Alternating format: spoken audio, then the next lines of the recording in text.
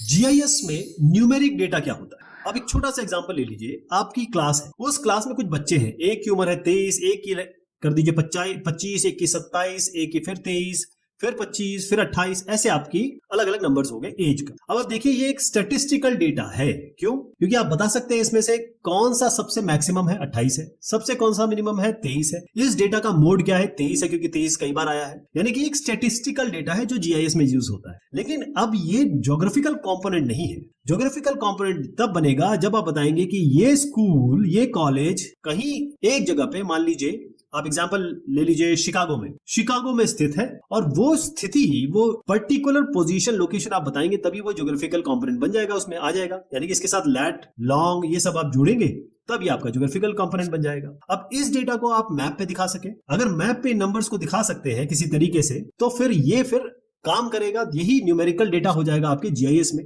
और अब बात आती है can be joined with vector files and queried. अब आपने कहा कि भाई मैं इसके लिए एक मैप बनाता हूं, देखिए इस तरीके से मैप बना देता हूं, और मैं यहां पर इस तरीके से आदमी दिखा देता हूं। सबकी एज जो है वो, अगर मैं इस पे क्लिक करूंगा तो एज आ जाएगी, नाम आ जाएगा, बाकी इंफॉर्मेशन आ जाएगी आपके क्लास के बच्चों की। अब इसमें हम वेक्टर फाइल कैसे बनाएंगे? वेक्टर फाइल इसी तरीके से बनेगी कि ये क्लास का है, यहां पर आपने ये पॉइंट डाल दी, तो पॉइंट जहां पर आ गया, पॉइंट, लाइन और पॉलीगन, ये आपका वेक्टर फाइल्स हो जाती है। अब हम इस पे क्वेरी कर सकते हैं कि वो बताओ जो 25 साल से कम है, वो बंदे बता दो। तो इसका उत्तर जो आएगा, आउटपुट आपका जीआईएस देगा 23 और 25 है ना। इस तरीके से ये न्यूमेरिकल डेटा काम करता है।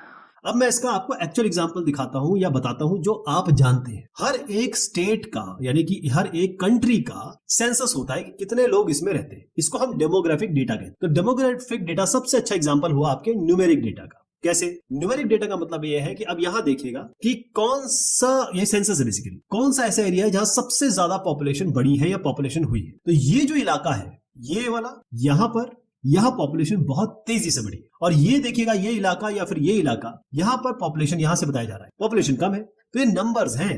और जैसे ही आपने इसको मैप पे शो किया और यहां पर आपने इसको अलग अलग थीम दे दी, यानी कलर कॉम्बिनेशन दे दिए, ये क्या बन गया? ये आपका ज्योग्राफिक डेटा बन गया। तो न्यूमेरिक डेटा इस तरीके से ज्योग्राफिक डेटा के काम में आता है।